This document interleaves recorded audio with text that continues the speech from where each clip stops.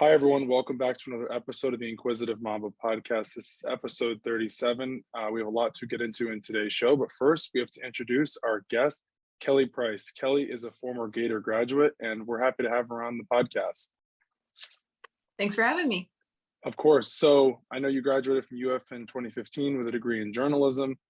You currently work for Fox 5 as a sports reporter / broadcaster, and you even got a chance to cover and be around the World Series, the recent one with the Atlanta Braves. Is that correct? Yes, I did. That was definitely the highlight of my career so far.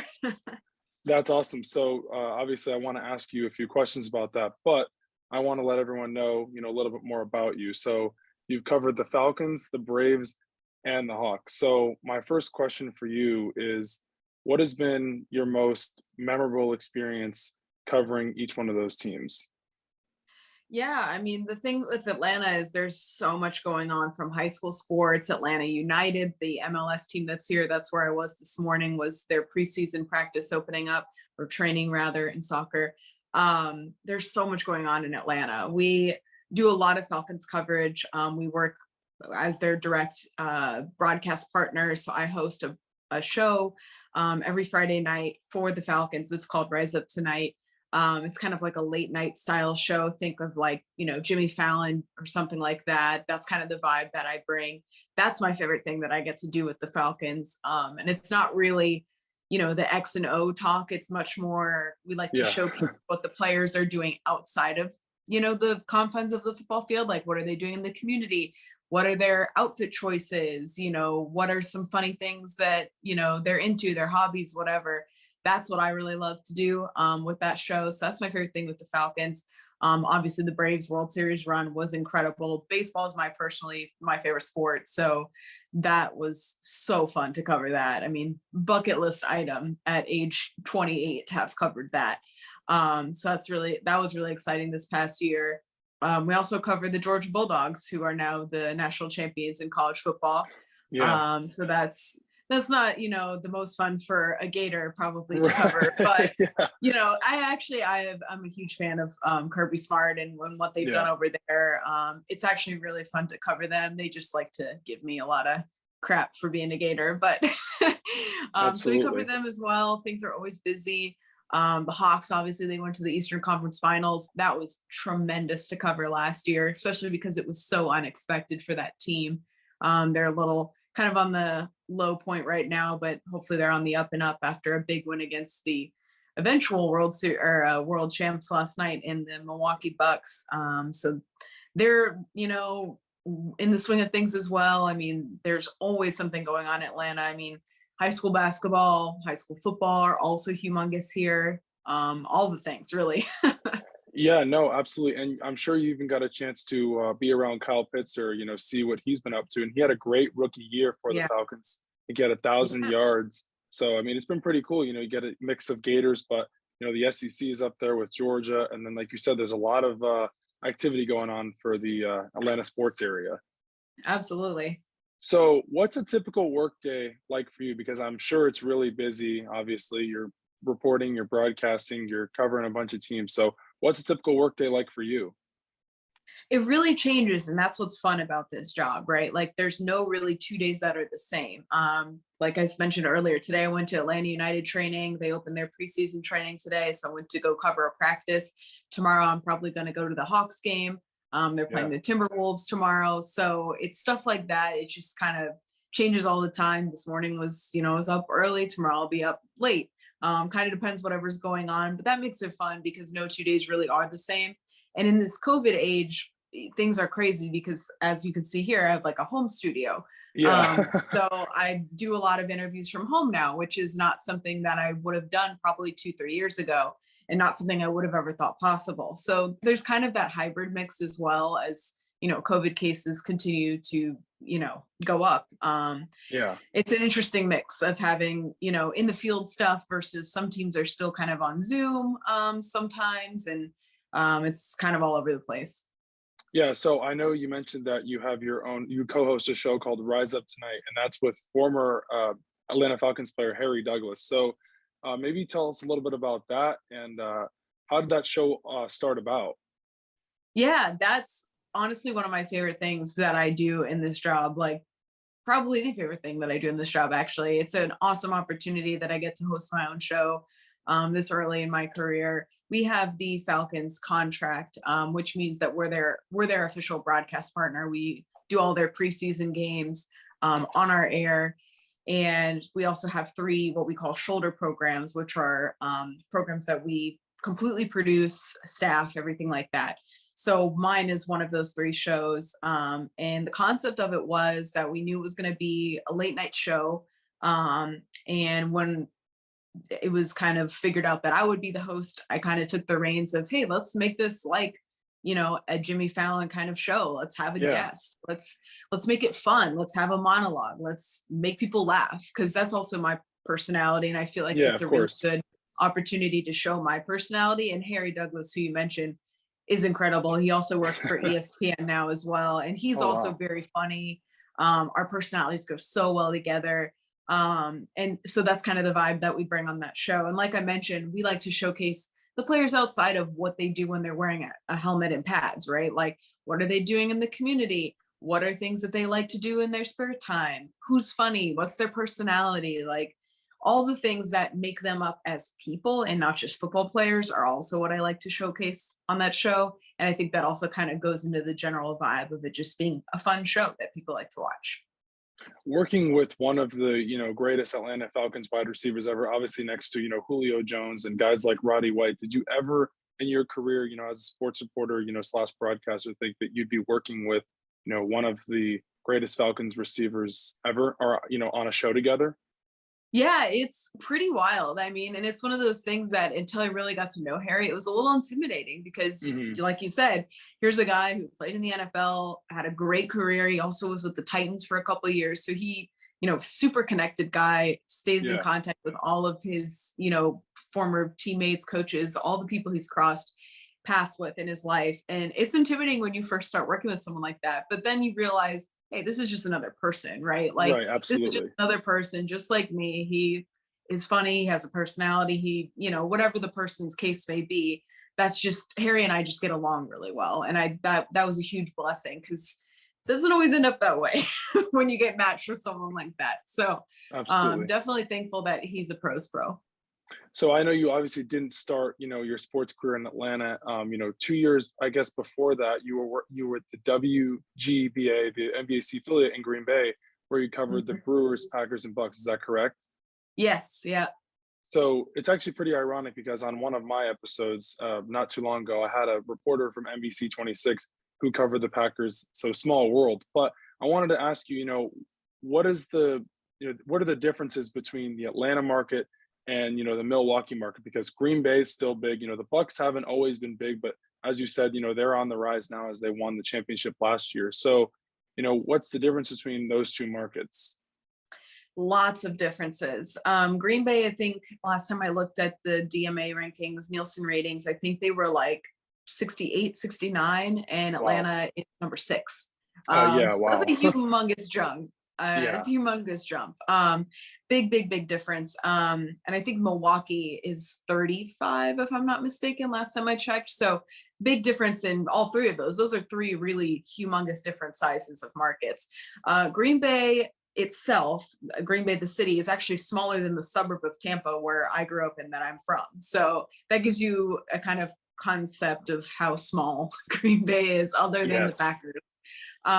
But it was a great experience. I mean, that was my first job after I worked for Florida for Gator Vision, which UF students are probably familiar with. After I worked there, after I graduated, that was my first job. And that was a pretty good first job to land in Green Bay, Market 68.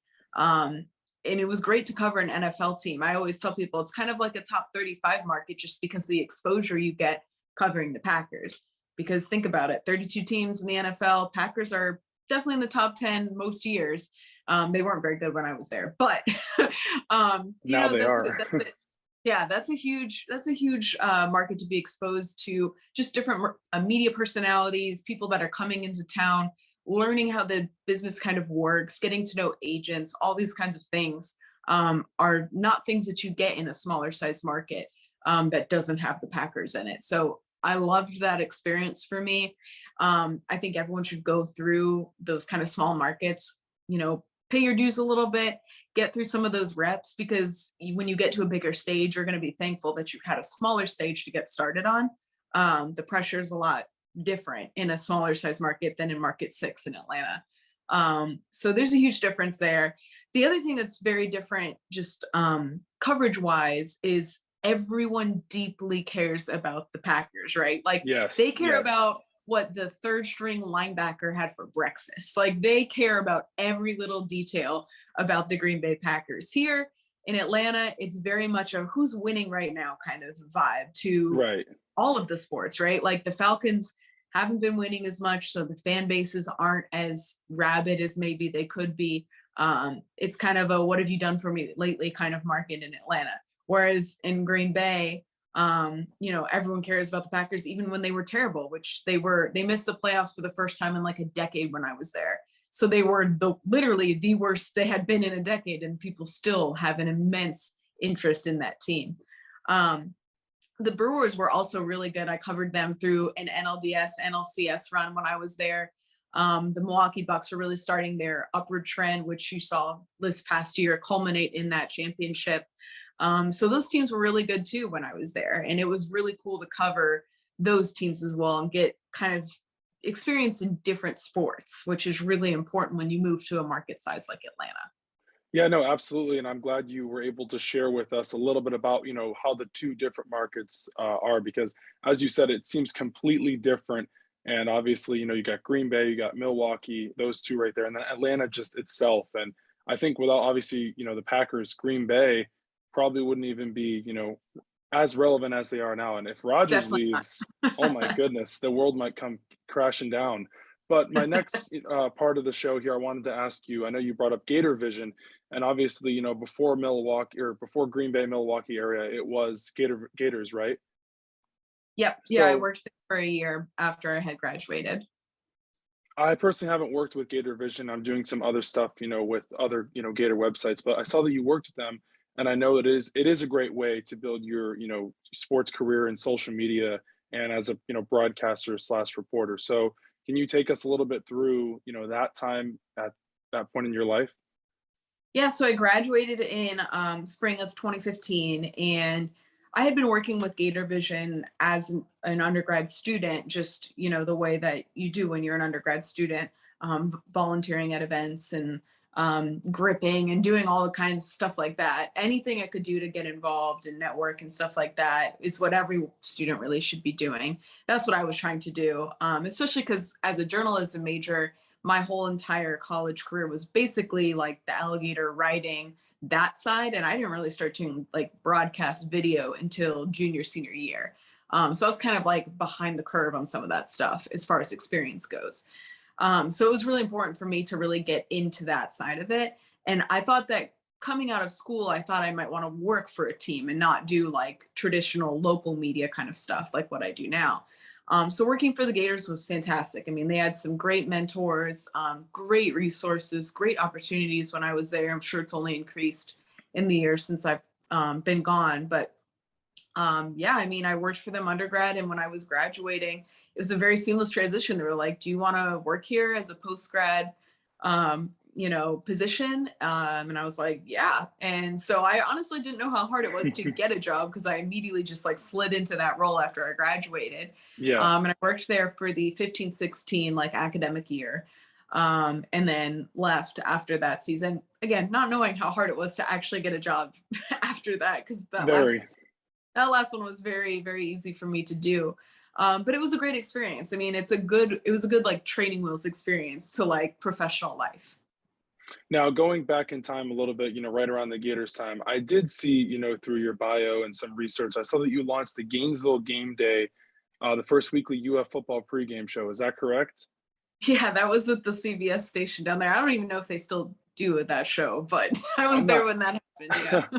I'm not sure, but how did that come about? And, what's one thing you took from, launching Gainesville Game Day that still helps you today? Yeah, so I was interning for them. I'm forgetting the call letters off the top of my head, but GTN is all I can remember as far as what they were called. But I was interning for them, a paid internship and everything, and they were starting that show, and I just did segments for it, and it just kind of was like right place, right time, good opportunity, just happened to be in the right place at the right time. And that's pretty much what it was. I don't even Yeah. know if that show still exists, to be honest with Yeah. you, but So what teams did you cover, obviously at UF, and what was your most memorable moment as a reporter slash, Hmm. broadcaster slash producer at your time for you at UF? Hmm. That's a hard question. I covered some really good teams outside of the football team when I was there. And working for the Gators, the best part of that was all the Olympic sports, right? Like I covered Yeah. track and field national championships. Like I'm a huge Olympic sports nerd, and I loved covering track and field. That's like one of my favorite things to cover.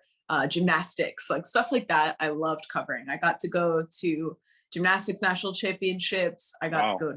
I got to cover and when the Gators won the outdoor track and field championship when I was there. I got to go to Omaha and cover the College World Series, which was a very cool experience, though the team I covered went 0-2 and went out. I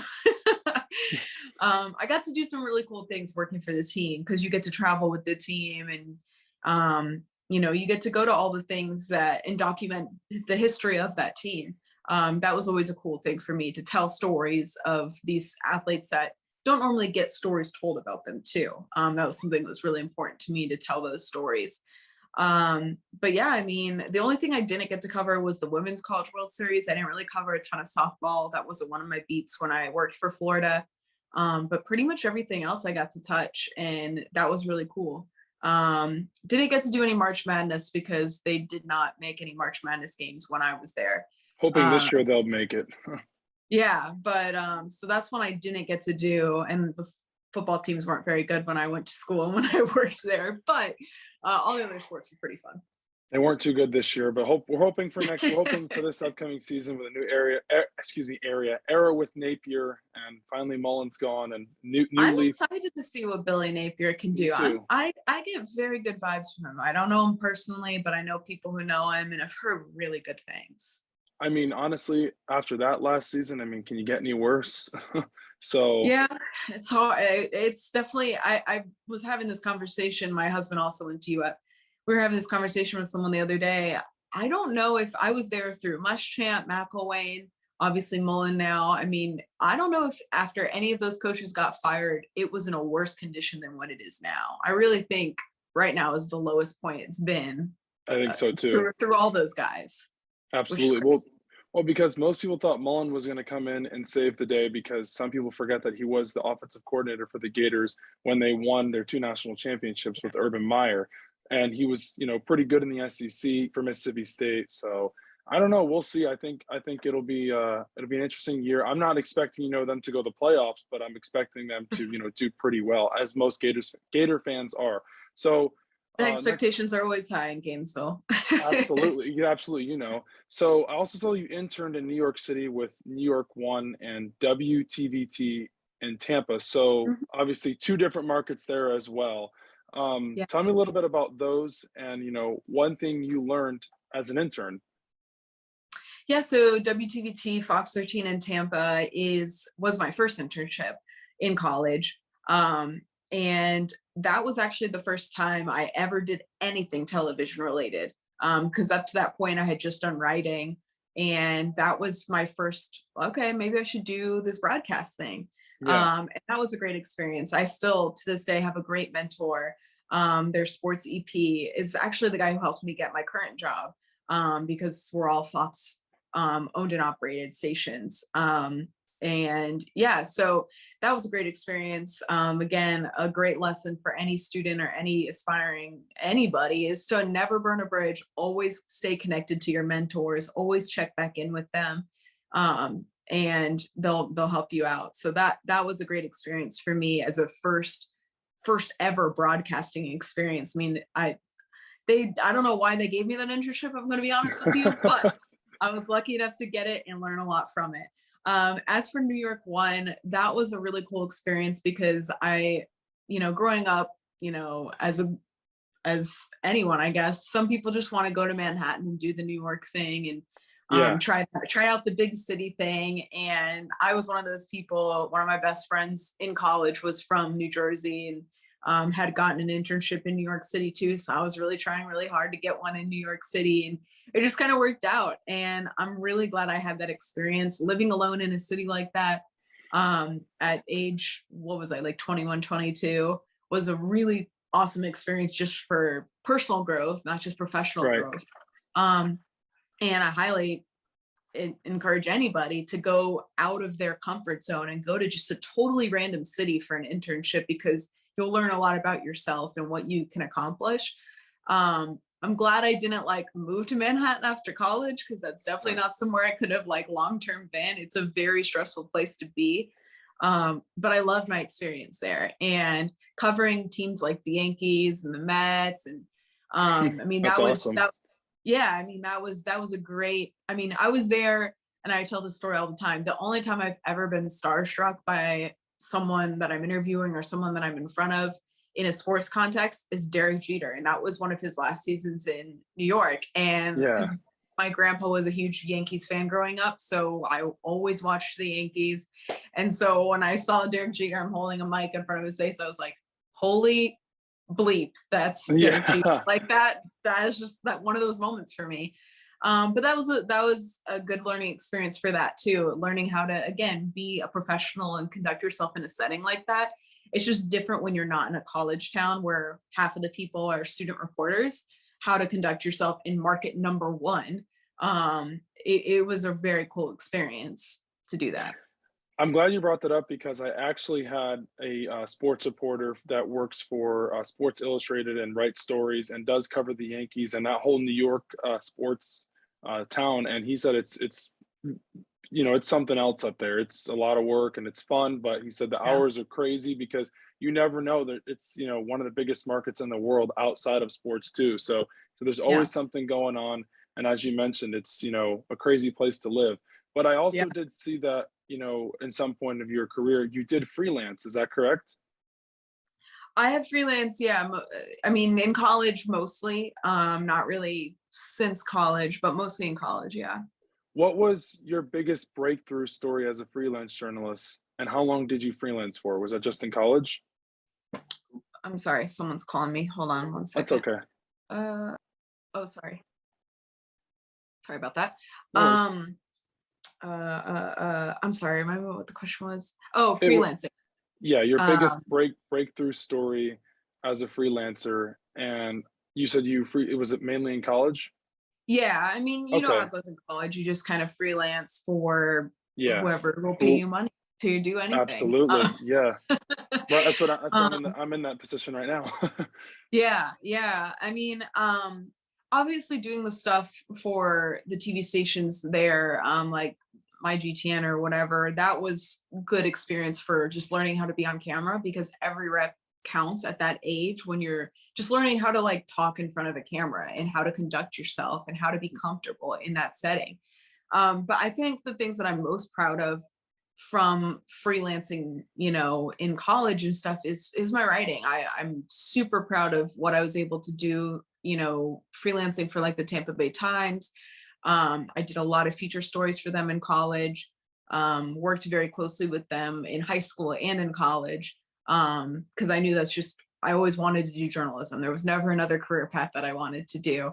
So I did some really cool stories at that time. I remember kind of a full circle moment thinking back is I did a big feature on Aaron Murray back when he was at Georgia.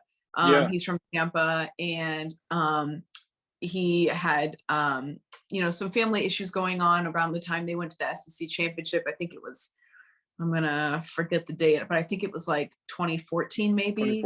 I think so. Yeah, I'm pretty sure.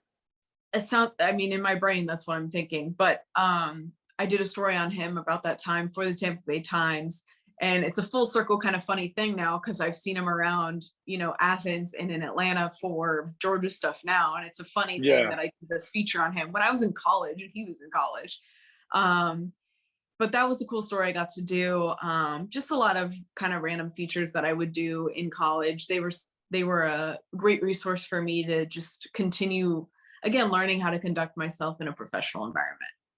So as we conclude today's show, I wanted to, ask you some questions for you that could really benefit people, wanting to pursue sports journalism, or even students who are majoring in sports journalism, whether at the University of Florida or University of Georgia, whoever is wanting to pursue a career in journalism at a very young age, because, it's very difficult. You've got to be hungry and you've got to want it. So what made you get into sports and media in general?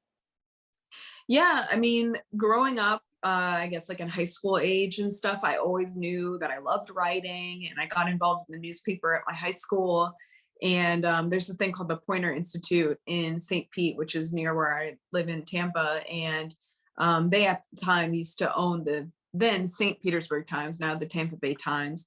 And so I just got involved with going to summer camps there, which is like so nerdy. But it was so much fun to go there and learn about photography, learn about writing, learn about all these different kind of like forms of journalism. And that was my first kind of exposure to that. And so I continued bringing that into my high school newspaper.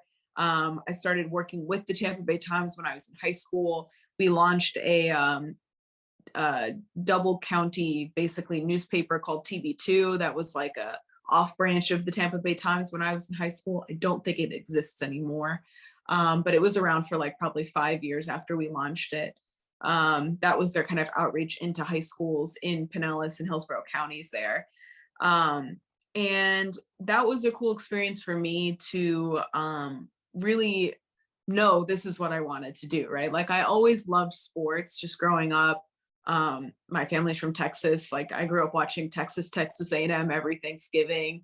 All the sports, my whole life, I've always been watching them. My family's really into it, and that just kind of always rubbed off on me. So I always gravitated towards sports journalism over news. And then when I went to college, I worked for the Alligator. And then for, reporting class, you have to like do the news articles to get extra credit and all this stuff. So I did all of that. Professor Mike Foley. Yep. I was his TA my years too. Tough class. I actually got an A in his class in his lab. I wish. And I ended up being his TA my senior year, I want to say. I forget which year it was, but anyways, so I did news stuff for basically for class. And the moment that I realized I can never do news again, I had to do this obituary for a professor in like Shands or something who had died, and had to like talk to his widow and his kids and stuff. Jeez. And I was like, I can't do this every day. Like I just cannot. I have too much, I don't know, I have too much emotions about that stuff. So that was when I was like, you know what, I'm going to stick to sports, where sometimes those kinds of narratives do come up and it's a powerful story to tell, but it's not an everyday thing that you have to deal with. So I guess I took the easy way out as far as that goes. But yeah, I mean, it's still fun to tell those kinds of, not fun, it's still great to tell those kinds of stories in the right context. And I do enjoy telling those kinds of stories still, but I could not do what news reporters do every day with murders and crime and all that kind of stuff. It's just not for me.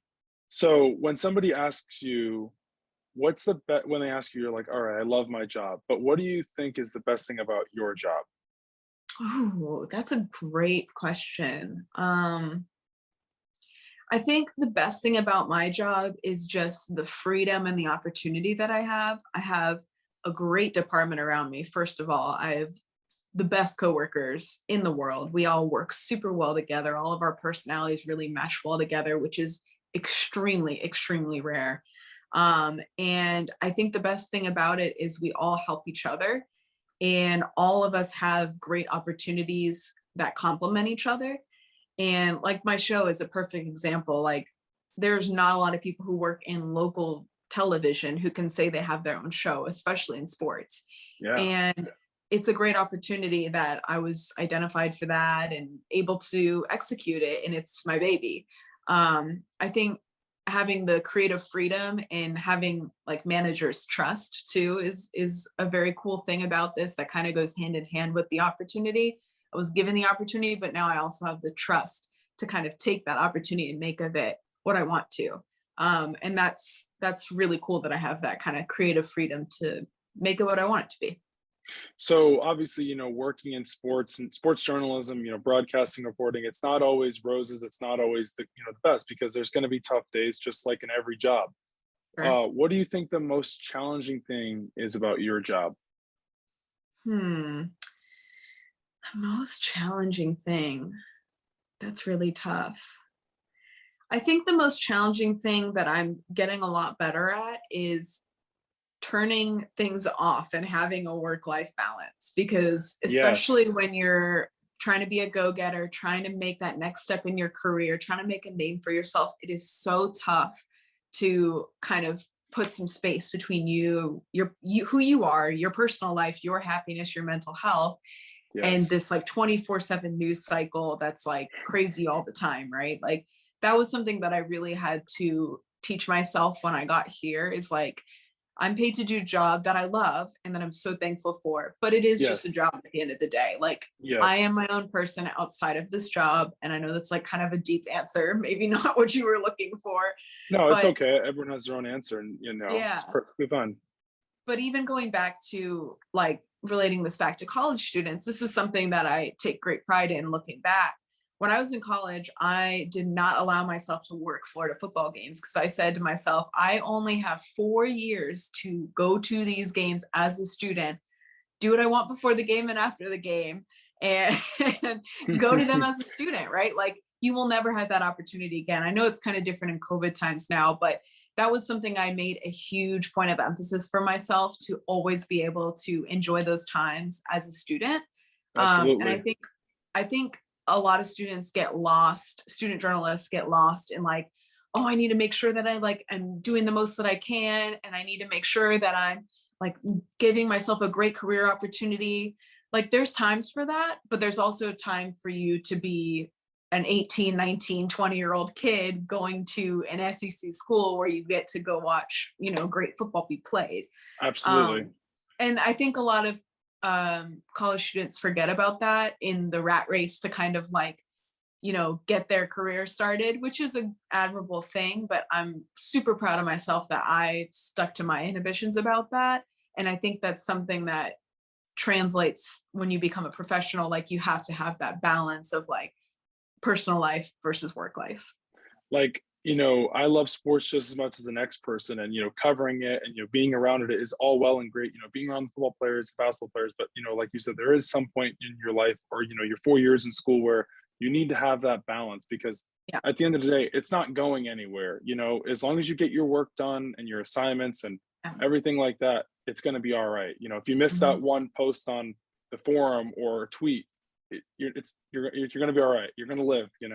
So my next question for you is, what's your greatest UF memory? Ooh, as a student, man, I feel like I'm old because I'm like not even remembering things. That's all right. It's perfectly okay. But I feel like one of the best football games when I was there was LSU. We beat them. I think it was like my sophomore year. It was the best year of Muschamp football. I was there for 4 years of Muschamp football, who I love Muschamp dearly. I've worked with him and I love him dearly. And I see him now in Athens, and Yeah, now he's he's just, Georgia's defensive coordinator. Yeah. yeah, he's just he's a good dude. But probably that was one of the better football games because we weren't supposed to beat them that year. And LSU is always a crazy game. It always seems like craziness ensues in that game. Yeah. Obviously, big rivalry. But the basketball team, I was also there for Billy Donovan's last couple of years, and I Yeah. got to do his radio show with him, his coach's show, his last year. And that was a really great experience getting to know him and just like what an amazing person he is. Like that's like a gold standard coach, right? Like now I know all right, it's not crazy when people talk about these great coaches that are great people and great people to work with, like that exists. And they went to the Final Four, I think it was my junior year. And that was that was the best team ever. I mean, Patrick Young, like Willie Get, like students who watch this aren't even gonna know who those people are. But I do. I know who those guys. Yeah, Scotty Wilkin, like there was like a great group, and that was a really, really awesome team to watch too. That was I was young then, but that was still really fun to watch. It was a good one. So my next question for you is like about 2 more questions. What's been the most fulfilling or rewarding aspect of your career so far?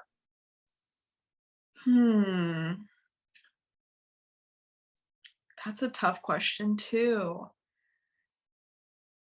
I think it's just anytime I can tell a story that people can relate to. I mean, I'll use another UF example. When I was there, the football team kind of embraced this kid, Jay Ryan, who had been battling cancer. And and I'm trying to remember how they actually came together. I think they just somehow met, signing autographs kind of thing or whatever. And they just kind of embraced him and made him actually, like, they invited him to practice and stuff and actually embraced him. The players kind of like got to know him and his family, and they brought him to games and stuff. And like, that was an example of like a life that was literally changed by some student athletes just kind of, reaching out to a kid that was having a tough time. And then in turn, they were inspired by his battle, his journey, and reminded, hey, we get to play a game every day. Not everyone has this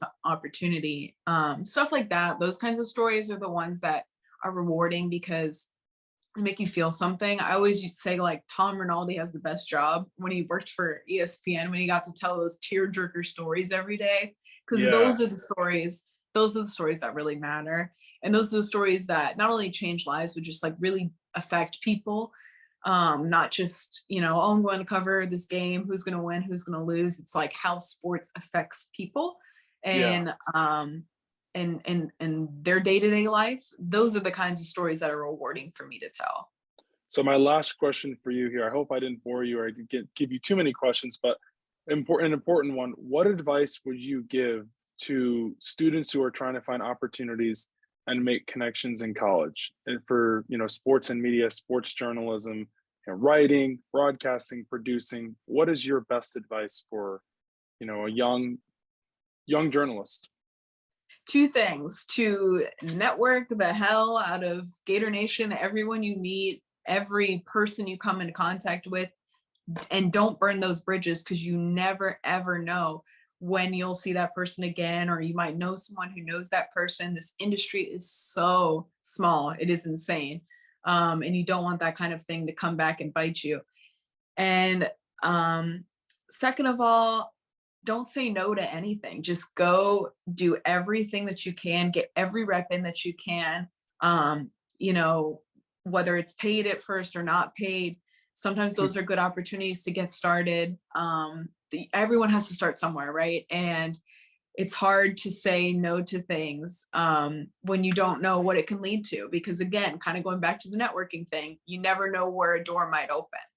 And I think LinkedIn is huge nowadays, and especially, Twitter is massive. I never realized this till a few months ago, because everyone just has a Twitter account. You might as well just, so you scroll through, but when you actually get involved and if you're covering a team, it's crazy. I didn't realize how big it was, and it's helped me out in the past few months drastically. But I want to say thank you for coming on my show. I do greatly appreciate it. You answered all the questions. You did wonderful, and it's always great, to hear former Gators, and their story, and how it all came about. And you're still going, and looks like you're having a great time in Atlanta.